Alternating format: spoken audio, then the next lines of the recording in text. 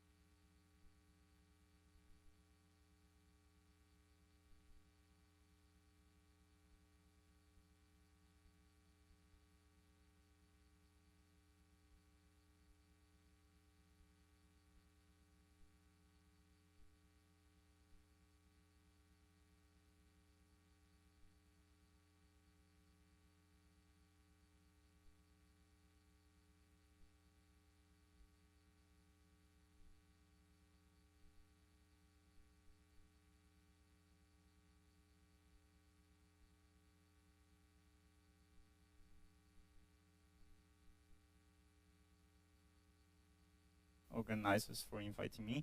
So I guess my talks will be a little bit off topic of this workshop, but I hope the mathematical techniques I use here will be interesting for you. So I'll talk about some integrability aspects of black holes.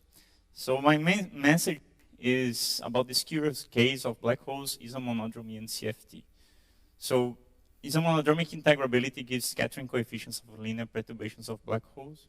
So that's my main contribution in the literature. So I will explain what I mean by this. So when you study scattering around black holes. And then about related to isomonodromy, you have a tau function. And you have the interpretation of this tau function, a 4-point correlator of is equal to 1 CFT. And one of the things I'm looking for now is if this might give some insight into the quantum description of black holes. This might only be just a mathematical thing, but I'm trying to push this forward to see if we can have something. And also another technical thing is that this technique gives a prescription to calculate quasi-normal modes in generic black hole backgrounds, which is interesting for several reasons, not just because of the quantum description, because these are like states of scattering in the black holes, so you have this quantization of these frequencies, but also because you can study stability of these solutions, and also for these measured gravitational waves, you have this envelope in the end of the spiral that are, in principle, they are bounded by these quasi-normal modes. So it's very interesting. Okay, so the outline is that I'm going to talk first about this relationship between black holes, CFT, and isomonodromy. And later I will talk about some more speculative things about this isomonodromic tau function quantization of isomonodromic deformation. So first, this is a black hole, okay? So if you see this around, run away. And so the idea is that you have this event horizon here. So this if you pass through this region, so not even light can escape this region, that's the definition of event horizon. And this thing that you're seeing here is the deformation of light that's passing through. So it's called this gravitational lensing that occurs for the light that's passing, is being curved, the bending of light passing the black hole. Okay. But to be more precise, you have this picture here, you have this spherical region, the event horizon. You cannot escape, but So the black hole, in principle, is some star that collapsed. Okay, so and then you have this region that you cannot escape, but you can also rotate. In general, stars rotate, so in the end of the collapse, you should also have some angular momentum. And in principle, you can also add some charge, but it's not astrophysically, it's not very reasonable. But anyway, you can put it. And for this black hole here is called the Kerr black hole in d equal to 4, and it's stationary axisymmetric black hole. And you have this region called ergosphere, which in principle, there's something called Penrose process, where you can throw some particle, blows up inside this region, and you can actually extract energy from the black hole. So this was the first insights that you can actually have some thermodynamics related to black holes, because you can extract energy, you can put energy in the system, and I will talk a little bit more. So anyway, this is this physical system that has some mass and angular momentum, and has some angular velocity, which we can associate to the horizon. So if you are a stationary observer, you try to be stationary. You cannot be stationary because of this rotation. Gravity will push you up. So there's no way to stay stationary inside this region. Okay, so then you can try to, well, there's some geometrical theorems where you can study these conserved charges. So you can write a first law for this black hole. So you have the mass is related to the variations of area, the area of the event horizon, variations of angular momentum, variations of charge, and you have these potentials. And this kappa here is called surface gravity. So it's related to the acceleration that you feel near the event horizon. So this is just a geometrical thing. You see that you have the property, if you vary these charges, you have this law. But then you can ask, is there any physical, thermodynamic, more deeper interpretation of this? And yes, there is. So if you take a field, and you have some quantum field, and you couple to this black hole, then you can have something which is called Hawking radiation. And this Hawking radiation, you can study density matrix. You can take the reduced matrix and see the thermal distribution of this radiation. And it has this temperature. And the temperature is proportional to this kappa. So with this information, you can actually see that this should be the temperature. And if this is thermodynamics, this, the entropy of the black hole should be proportional to the area of the event horizon. So then you have a physical interpretation of this geometrical fact. And actually, so this Hawking radiation is very hard to measure because it's very small. So this is the mass of the sun. So typically it's inversely proportional to the mass of the black hole. So the black holes that we can measure have a larger mass, so the temperature of this radiation is very small. Then this also gives some problem because black holes now lose energy because of this radiation, so now they evaporate. They are not exactly in thermodynamic equilibrium in principle, so they are radiating. And there is a problem, so if you want to describe this with some quantum mechanical description, what happens about unitarity? So you start with some pure state, you form a black hole, and then it becomes a mixed state in the end. So you lose all the information about the initial state. This is one of the problems about this topic. Is a fundamental problem that a lot of people try to solve it, but still not solve it entirely. And of course, this radiation fixes this numerical factor, and one of the main difficulties of finding a microscopical description of black holes is to fix this 1/4 factor, because just by these you know that the entropy should be proportional to the area, but to fix these you have to have some statistical mechanical argument, something more physical about it. So that's the goal. One of the goals of trying to find a quantum description of black holes is trying to find a microscopic, so in terms of microcanonical ensemble, microscopic explanation of this entropy. So in terms of entropy to be the logarithm of the volume of some phase space with some fixed charges. So this is possible to do for supersymmetric black holes. And for example, in string theory. So in string theory, we have a very definite setup where you can put some brains, and then you see how many configurations of these brains. And then you have a way to connect with supergravity, where you have black holes with these charges. So this is an example, one of the simplest examples where you can have a D1 brain, which is just a line, and then you have an open string that connects to some 5-dimensional brain. So you have D5, D1, and these are connected. And then you compactify this object, and you can have several strings, and you can also have several brains.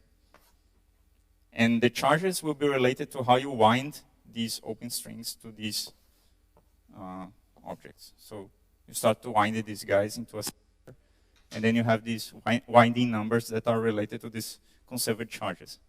And then you see that if you do this counting, this microscopic counting, in the limit that the charges are large, the thermodynamic limit, then you see you recover this. So in terms of the supergravity description, this is the area of the black hole, of the event horizon, and this is a logarithm correction. So this is a very definite setup where we can have this microscopic description. But, sorry. Okay. And small is momentum, because yes, momentum, because when you have this compactification, you have these strings winding here, but they can also have momentum. And this momentum is quantized, it's proportional to n. So,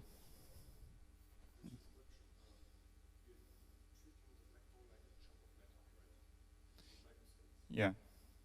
Well,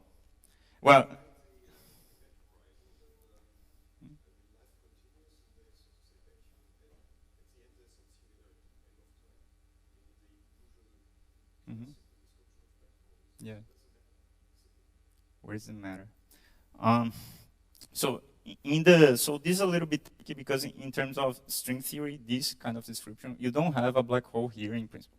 So in string theory, you have the string coupling. So in principle, you have these strings scattering, and you have okay, so you have something like this. So this is proportional to G string. And you also have something alpha prime, which is the length of the string. So when alpha prime is small, it's like h bar, so you have some classical background. So you're looking to long wavelength description. So the idea is that you start with this microscopic thing, you have these strings. So the modes of the string correspond to some gauge field, for example. So you have some gauge fields. And you don't have any geometry in principle, you're just Minkowski space. But then if you this alpha prime to be small, and then this coupling to be strong in terms of the theory on the brain, then the idea is that you have quantum corrections on these brains, and then it will form a black hole. So in principle, you start something that doesn't have a black hole, and then you go to strong coupling, and then the black hole appears. So the duality.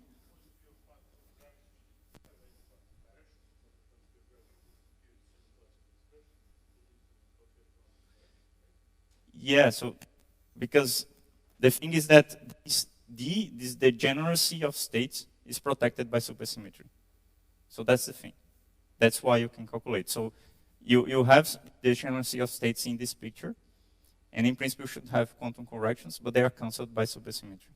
So then you can compare this index in the two setups, where you go to strong coupling. Well, it's one of the basic things about ADS-CFTs that you can do this. But these are very special backgrounds because the temperature of these black holes are 0.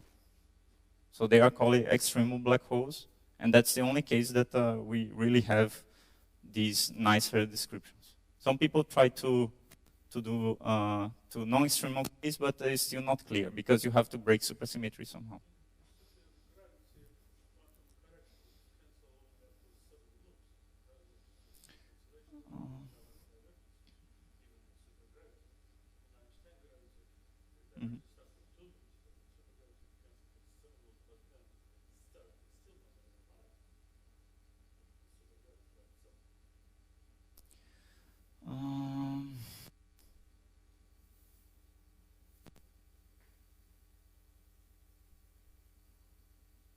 Well, okay, so the thing is that the supergravity limit is a low energy limit of some string theory.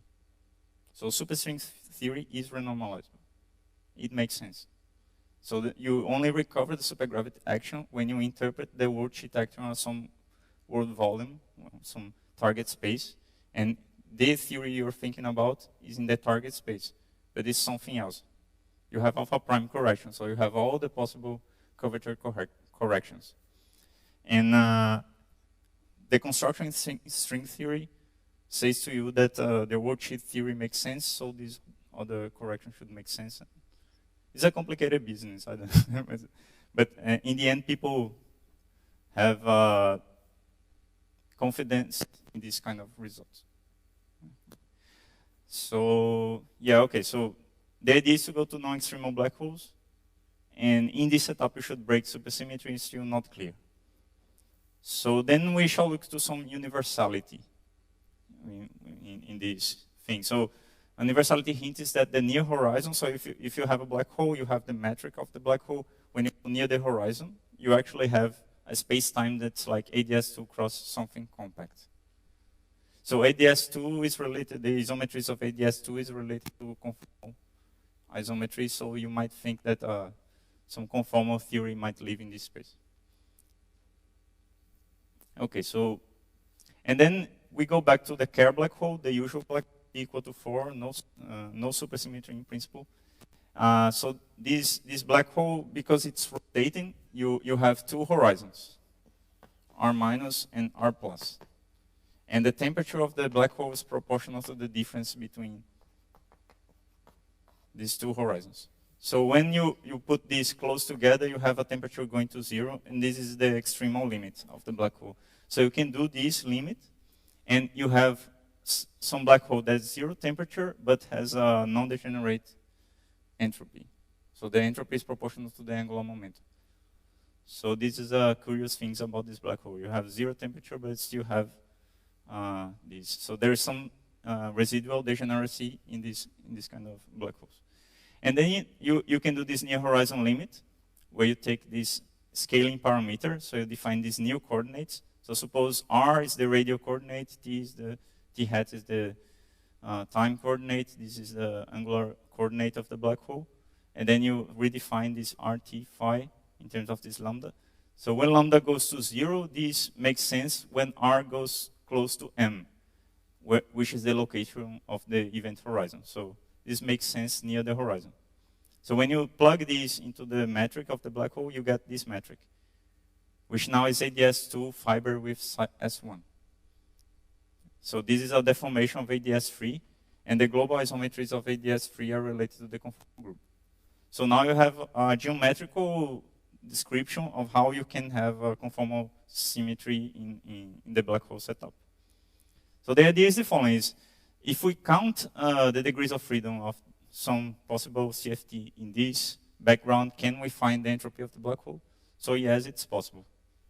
So then there's a construction by Brown and Renault in '86. They study some perturbations of the metric, where you have conserved charges, asymptotic charges, which are possibly not 0.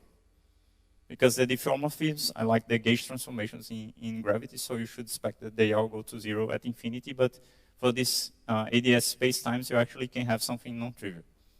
So when you study these, you see that you can have a Virasoro algebra related to these charges. So these transformations for the black hole geometry that preserve boundary conditions, these boundary conditions at infinity, are actually generated by a Virasoro algebra. And the central charge is proportional to the angular momentum. So the conjecture is that you have a chiral thermal CFT with this temperature here, 1/2 pi in natural units, and C is equal to 12J. And then if you forget about the black hole and use Cardy formula to calculate the entropy of this tentative CFT, so if you plug here, you get the entropy of the black hole.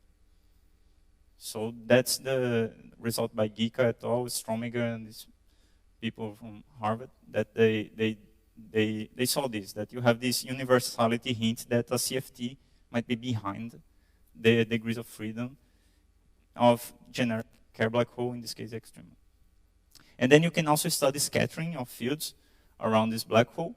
And then if you take the wave equation, for example, Klein-Gordon wave equation in this background, and you take a low energy limit and in a near region, this equation actually reduces to a hypergeometric equation. You have SL2C symmetry. So actually it becomes the Casimir of SL2C. And then you see that this SL2C arises in this form. And if you go to the non-extremal case where the temperature is different from 0, you see two SL2Cs. So you have the holomorphic and the holomorphic part. Thing is that if you look to the scattering amplitude that Castro wrote in 2013, you actually have the energy of the left sector and the right sector, and you can interpret this alpha irregular here as the conformal weight of some field. So you're studying the green function, so the scattering in some thermal CFT of some operator with this dimension. So this alpha has an expansion in the frequency of the excitation. And for low energy, you have something that's an integer, L, and this kind of makes sense. So you have a definite conformal weight. But when you go away from this limit, the energy appears here, and the total energy is composed by left and right energy, so this seems to indicate that there's some coupling between the two sectors. So anyway, there is no simple CFT description in this sense. So you can try to say that you have a CFT with two sectors, left and right sector, but they seem coupled. Okay, so the idea is to study now scattering. Go through this scattering in black holes in a more general way to see what we can get. So the general setup is that you have this Einstein-Hilbert action. So this is general relativity plus some matter field. And then you do some linear perturbations, some small perturbations. So you can see what happens. So there's a formalism in 4 dimensions. It's called the Telkovsky-Maser equation. And so you have this generic formula to describe for these spins here. So you have the general formula for any spin for these linear perturbations of black hole. And okay, so let's focus on scalar perturbations. So this is equivalent to a Klein-Gordon equation with conformal coupling. So this psi should be 1/6. And curious thing is that for these black hole solutions, you have separability. So you can write like this, and you have these 2 equations, radial and angular equation. And then if you solve this, so you end up with a 1-dimensional problem in the radial direction. So if you solve this problem, you solve it for the scattering. And this angular equation here, I use it. So for example, to the case of spherically symmetric, this is spherical harmonics. And in general, it can be something more complicated. But in principle, you use to find angular eigenvalues. So now I want to describe this in analytic continuation, because I want to write the scattering coefficients in a nice way. So you have these equations are in self-adjoint form, and you have, in general, is a function equation, so you have regular singular points. And you have ingoing, outgoing solutions, so by Frobenius you have these theta I, which are the Frobenius coefficients. So this is what I call monodromy. So if you go around these points in the complex plane, you get this phase. This phase is what I call monodromy. So this will be important later. And then you can have some gauge connection formulation, because any second order differential equation you can formulate in terms of this gauge connection. So if you write like this, you can recover the differential equation, the second order. And we define the monodromy matrix as the holonomies of this gauge connection. So if you go around these points, they are actually branch points of this solution, so you get a monodromy matrix. So that's the definition of monodromy. And for each singular point, you have a monodromy matrix Mi. And by Cauchy theorem, if you go around all the poles, you should have identity, all the branch points. And a general Frobenius solution can be phrased in terms of a local solution and some SL2C matrix that connects this with the general solution, where you have diagonal monodromy. So you can always connect this to a diagonal basis. And then the monodromy matrix in an arbitrary basis can be written like this. So it's something diagonal. So you diagonalize with this GI. So the nice thing is that the scattering problem is how to connect local solutions at each point. So in the case of black holes, you want to study. So you have the black hole here at r equal to r plus, and you want to study scattering to r equal to infinity. So at this point, you have monodromy here, and at this point, you have monodromy too. And then you have a local solution at the horizon, you have a local solution at infinity, and you want to connect them. The change of basis matrix can be written like this, and you can phrase in terms of this GI.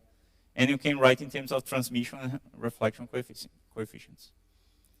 Okay, so, and you have to have this conservation probability condition. So the thing is that we have these local monodromies, but if we also use a composite monodromy, so in the case, so these equations defined on the sphere, so you have, for example, 0, 1, T0, and the point at infinity. So these are local monodromies, so M0, etc. But you can also have the monodromies around 2 points. So this will be related to M0 and T0. Okay? And the trace of this guy actually define the composite monodromy, this term. And then if you use this formula, you can actually write the transmission amplitude in terms of only the monodromies. So that's our result, first discussed by Castro, and then we generalize in this paper here. So you can write in terms of the thetas and the sigma ij. So the thing is that if you look to the differential equation, you know the thetas, but you don't know the sigma. The sigma is more complicated to calculate because it's a non-local effect. So our challenge is to calculate these. So now we will use isomodromy to calculate these guys. How much time do I have?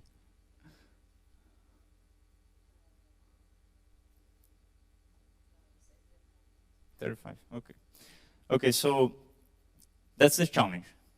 This is the scattering coefficient. I want to find this composite monodromy.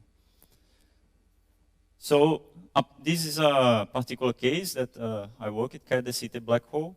So you have a black hole in an expanding universe, which is like our own universe that you have accelerated expansion. So then you have this polynomial here. This is a fourth order polynomial. So the zeros of this polynomial will correspond to the singular points of my differential equation. So you have 4 singular points and the point at infinity. So you see here the Klein-Gordon equation. You see that the poles are here, exactly at the zeros of this Q. And you have some wave with some frequency omega and some azimuthal angular momentum m. And then you have the Frobenius coefficients. And the nice thing is that when this psi, which is the non-minimal coupling, is equal to 1/6, which is the conformal coupling, the point at infinity becomes a regular point. And then you can rewrite this equation as a Hoyne equation. So a Hoyne equation is a generalization of a hypergeometric equation. So hypergeometric, you have 3 singular points. When you go to 4 singular points, you have this what's called Hoyne.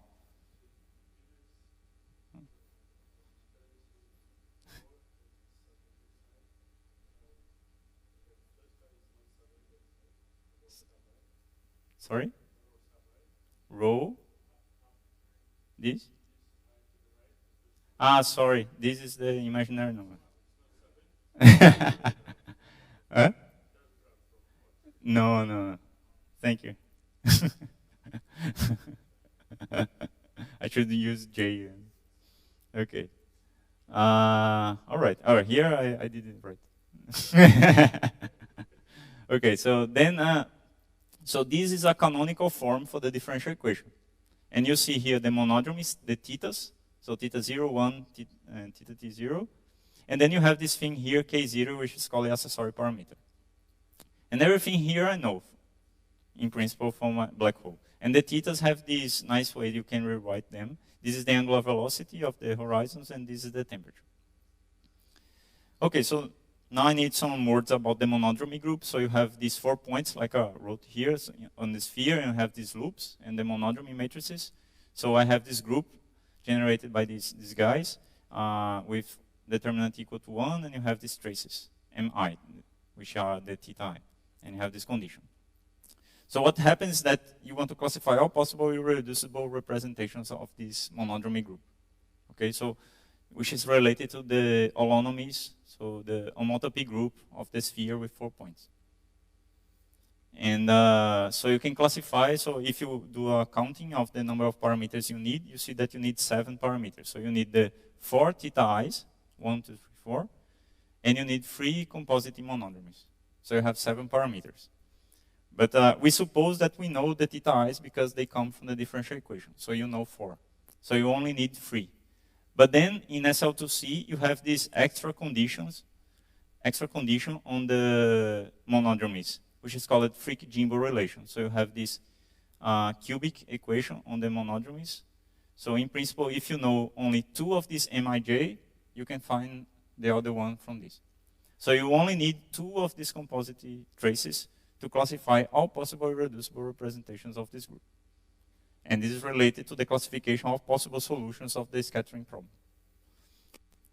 And so the idea is to go to this function system, and you can go to a gauge that you write A only with these simple poles, and then you have these 2 solutions. So if you plug this here, you can actually find that this Y1 obeys a ODE defined by this. So if you chose A in a nice way, you can recover my equation. Okay. And then in the isomonodromic setup, you can choose a gauge that you have a 0 in the A12 component. Okay. So if you go back here, you see that you have this log of A12. So this 0 actually becomes a pole in the differential equation. But if you look into the function system, this is not a pole. It's just a 0. So this is what is usually called apparent singularity. So you have a pole in the differential equation, but it's not a real branch point. It's a regular point if you choose this K to be some special thing, which I will show later. But the idea is that I'm deforming my initial equation with these parameters, lambda, mu, and this K, which has to have a special form I will show. And now I have this parameter t. So I'll deform it.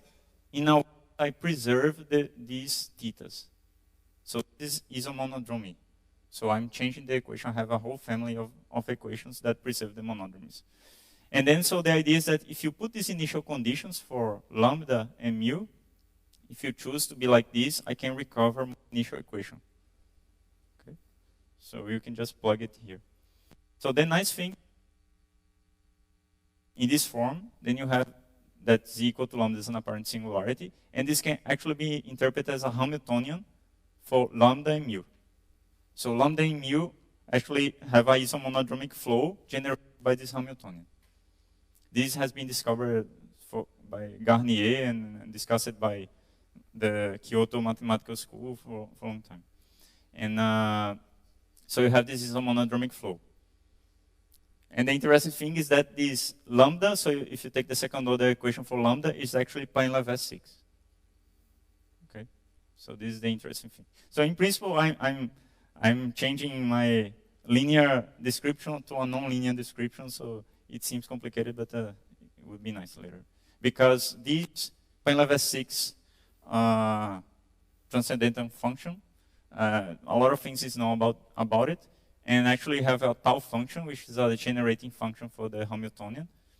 And if you have this tau function, you can find all possible solutions of Pain-Levé. And the tau function asymptotics have been described by Jimbo in the 80s. So you have these. And you see that the tau function, all possible solutions, has 2 integration constants, sigma and s. And these sigma and s are related to these composite monodromies, which characterize my scattering problem. So the initial conditions for the tau function are related to my scattering problem. So then I can define this function, this auxiliary function here, by the logarithm derivative of tau. And then I can put these initial conditions, the initial conditions I proposed before, to find sigma.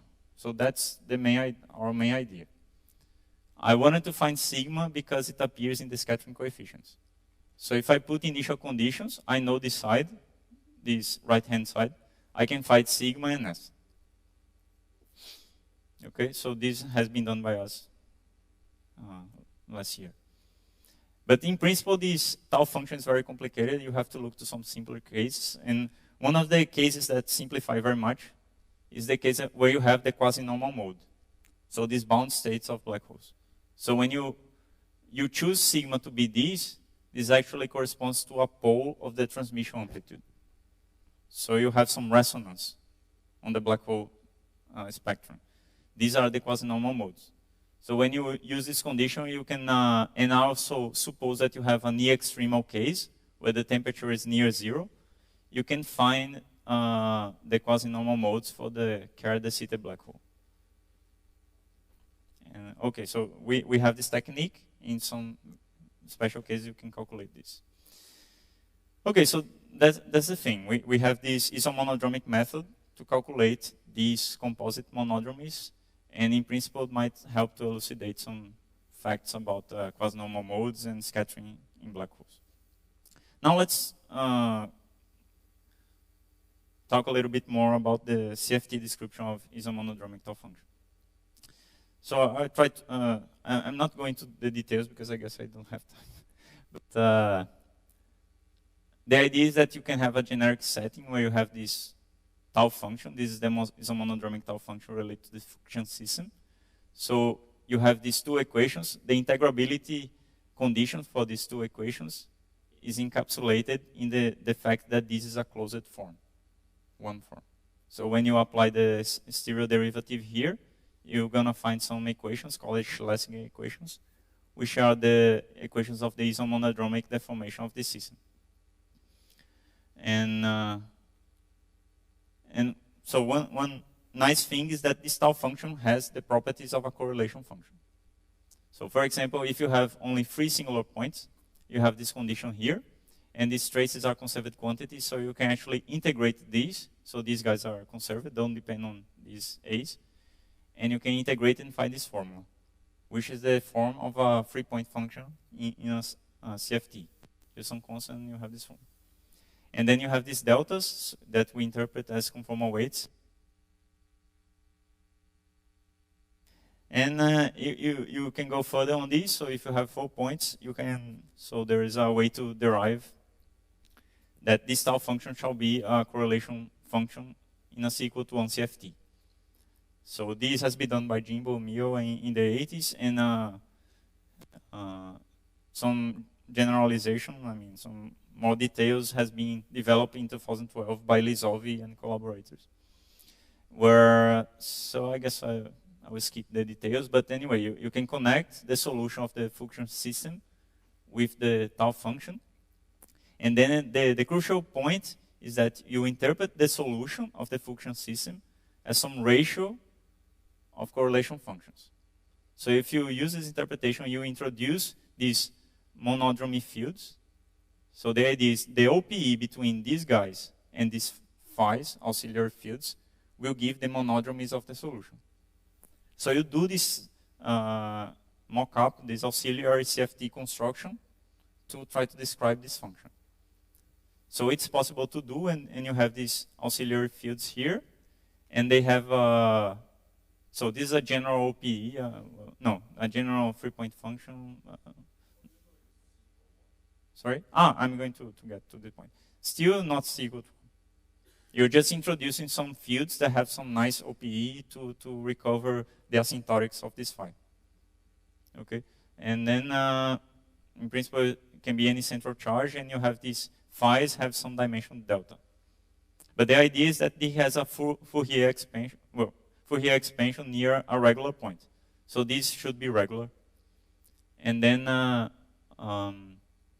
so these are general OPE anyway. So the fact that it should be a Fourier expansion, you should have this generic expansion for the OPE between these two guys. So this is just the identity, and then the first descendant of the identity doesn't exist, and then you have the second descendant. So at level 2, you have the energy momentum tensor. And then at level 1, you have some field that I don't know what it is. And then you have the first descendant of this field, and then you have some extra field at level 2, and etc. So it's a generic expansion for any CFT. So it's anyway. So the idea is try to plug these back into the ratio of correlation function to try to find the tau function. When you do this, you have this form, and you see that the tau function will actually be related to the logarithm derivative of this guy, of these monodromy fields. Because the residue of this guy with respect to these singular points gives the tau function. So in the end, the residue of this part here gives this guy. So you find this. So just doing these manipulations, you find that the tau function should be a correlation function up to this power. And then you can choose that C is equal to 2n delta. So this will be 1, and you have that the tau function is exactly a correlation function of some CFT. And you can have a explicit realization in terms of free complex fermions with delta equal to 1/2. So if delta is equal to 1/2, then you have C equal to n. And actually, if you choose this gauge here, you can trace out this guy, this U1, and you have C equal to n minus 1. So n corresponds to the, so when you have this function system, this matrix A is n by n. This guy is n by n. And n corresponds to the number of singular points. So this is z minus ei, and I goes 1 to n. So you have these n singular points. So my case, I have 4 singular points. So n equal to 4. And n is equal to 2 because I have a second order. So I have a C equal to 1 description of plane 6 tau function. Okay, so yeah. So this is very quick derivation of this result. But in principle, you have this construction. You know exactly what kind of CFT you have because you have some other information to give, but you know the central charge. And well, and anyway, so you have this. You can write any 4-point correlator in terms of the products of structure constants, and you have these factors, and this is conformal blocks, which are known in principle. And recent development in CFT was the AGT relation, AGT correspondence, that give combinatorial way to express conformal blocks in Liouville theory. So you have this n equal to 2 supersymmetries for these supersymmetric quiver gauge theories. So the instanton part of the partition function is related to these conformal blocks. And then you have an explicit expression for these conformal blocks in this gauge approach. So that's what these guys use to express the conformal blocks. So anyway, the tau function is a correlation function, so you have an expansion over all possible intermediate states, which in C equal to 1 are labeled by an integer n. And so you have this correlation function where you have delta 0 equal to theta 0 squared, delta 1 equal to, well, delta t equal to theta t squared, delta squared, and theta 1 squared. And in the middle, you have delta sigma equal to sigma plus n squared. So that's the idea. And then you are summing over all possible intermediate states. And of course, you have the structure constants. So that's the idea formula, and the integration sigma and s. So this s is more complicated to explain, but it's also, you can also rewrite these in terms of the monodromies. Okay, and the main contribution of these guys here, Gamayon, Yogov, and Lizov, was to find this complete expansion and to find the structure constants for C equal to 1. And then the B, you have an explicit expansion in terms of the thetas and the sigmas. And these are Young diagrams, so because all the descendants can be classified by Young diagrams. And the structure constant can be written as this ratio of Barnes functions. So they have an explicit formula for the product of structure constants. And they have, so this expansion has passed numerical testing. They have tested solutions of the plane level 6 with respect to this expansion.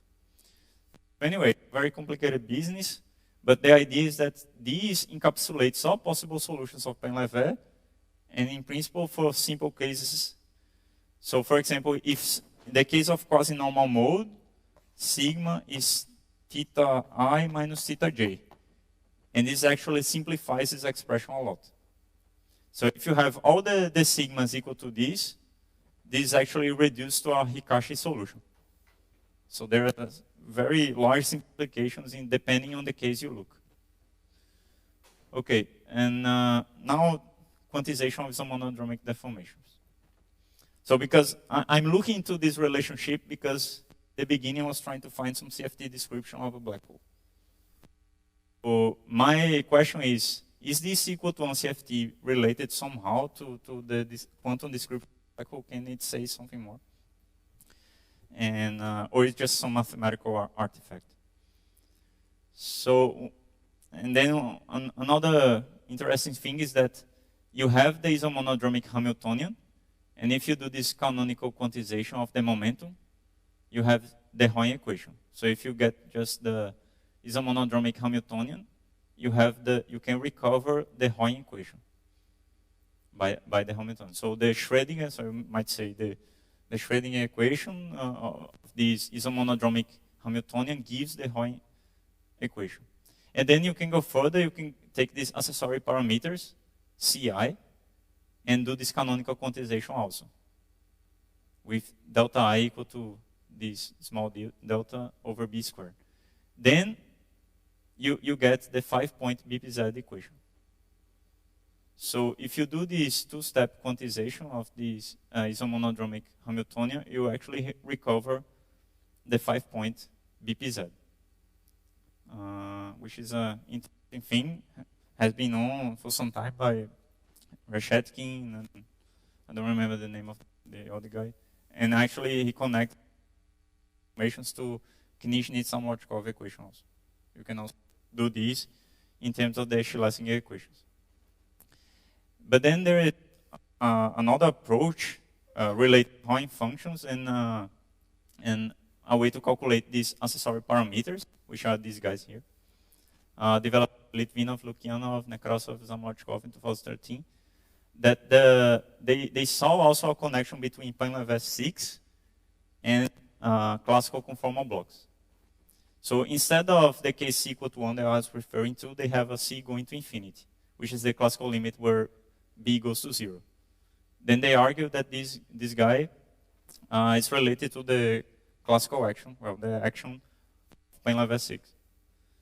And then you can express the accessory parameters in terms of this derivative of f.